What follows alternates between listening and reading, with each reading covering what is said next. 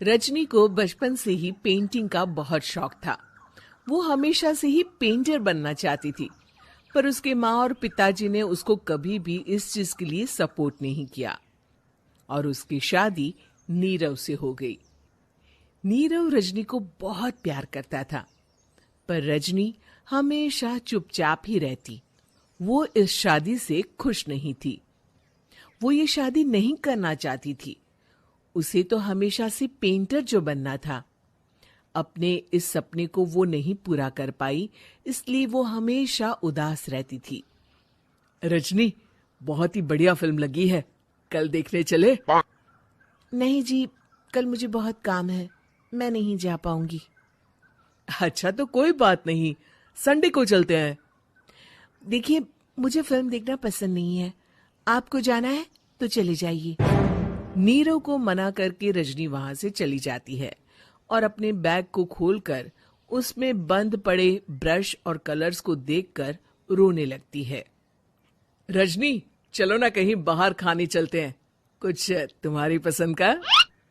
जी, मुझे नहीं जाना, मेरी तबीयत ठीक नहीं है। रजनी वहां से चली जाती है। नीरव को समझ नहीं आता कि रजनी उससे इतना दूर क्यों रहती है। वो जब भी उसके साथ वक्त बिताना चाहता है, रजनी कोई ना कोई बहाना बना देती है। एक दिन घर पर कोई नहीं था। रजनी घर का सारा काम जल्दी से खत्म कर लेती है। घर पर अकेले होने के कारण वो सोचती है कि वो आज पेंटिंग करेगी। वो अपने कमरे में जाकर पेंट ब्रशेस और कलर्स निकालकर जैसे ही कलर मिक्स कर रही होती है कि दरवाजे पर बेल बज जाती है। अब कौन आ गया इस वक्त? इतनी मुश्किल से तो मुझे पेंट करने का मौका मिला है। रजनी दरवाजा खोलती है तो उसकी सास अपनी सहेलियों के साथ खड़ी होती है और सब घर के अंदर आ जाते हैं। अरे बहू, सबको शरबत बनाकर पिला दे, बाहर तो बड़ी गर्मी है। उफ। जी। रजनी पेंट ना कर पाने से उदास हो जाती है। उसे गुस्सा भी आ रहा होता है कि उसने इस शादी के लिए हाँ क्यों कह दी। वो रसोई में जा रही होती है कि उसकी सास उसे रोकती है। बहू, सबके खाने का भी इंतजाम कर लेना, आज का लंच तो ये सब यहीं करेगी। हाँ। रजनी बिना कुछ कहे रसोई में चली जाती है। सबके लिए खाना बनाती है। सब खाना खाते हैं और रजनी घड़ी देखती है कि ये सब कब जाएंगे ताकि वो अपनी पेंटिंग कर सके।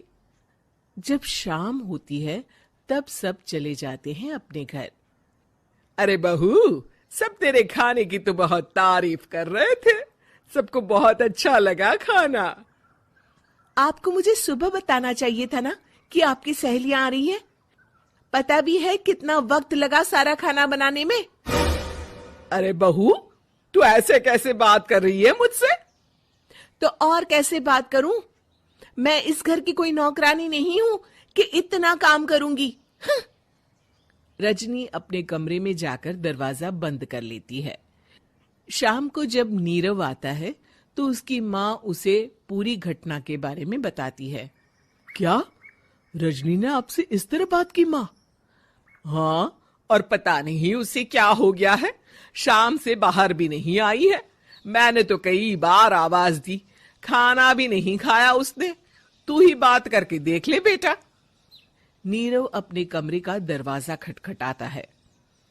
रजनी, दरवाजा खोलो, मैं हूं। रजनी दरवाजा खोलती है और फिर वापस जाकर अपने बिस्तर पर लेट जाती है। रजनी, मां से बात करने का ये क्या तरीका है? मैंने कोई गलत बात नहीं की है। अरे तुम क्यों ऐसे बर्ताव कर रही हो सबके साथ? क्या तुम इस शादी से खुश नहीं हो? रजनी कुछ नहीं बोलती। अरे बताओ मुझे रजनी, क्या ये शादी तुम्हारी मर्जी के खिलाफ हुई है? हाँ, मैं ये शादी कभी नहीं करना चाहती थी। तुमसे क्या, मैं किसी से भी शादी नहीं करना चाहती थी। रजनी रोने लगती है। चुप हो जाओ रजनी, बताओ मुझे, तुम क्यों नहीं करना चाहती थी शादी? रजनी बेड के नीचे से अपने पेंटिंग्स, कलर्स, ब्रश, पेपर्स निकालती है। इतने में उसकी सास भी कमरे में आ जाती है। ये देख रहे हो, ये थे मेरे सपने। मैं पेंटर बनना चाहती थी, पर माँ पापा ने कभी सपोर्ट नहीं किया और मेरी शादी करवा दी। मेरे सारे सपने टूट गए। हर वक्त बस गुस्सा आता रहता है मुझे। मैं जानती हूँ कि आप लोगों की इसमें कोई गलती नहीं है, पर मैं क्या करूं, मुझे समझ में नहीं आता।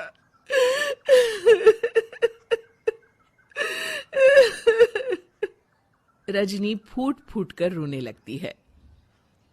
मुझे माफ कर दीजिए, आप दोनों के साथ मैं बहुत बुरा बर्ताव कर रही हूँ। अरे रजनी बेटा, चुप हो जाओ तुम। नीरव पानी लेकर आता है। ये लो पानी पियो और शांत हो जाओ। रजनी पानी पीती है और उसकी सास पेंटिंग्स देख रही होती है।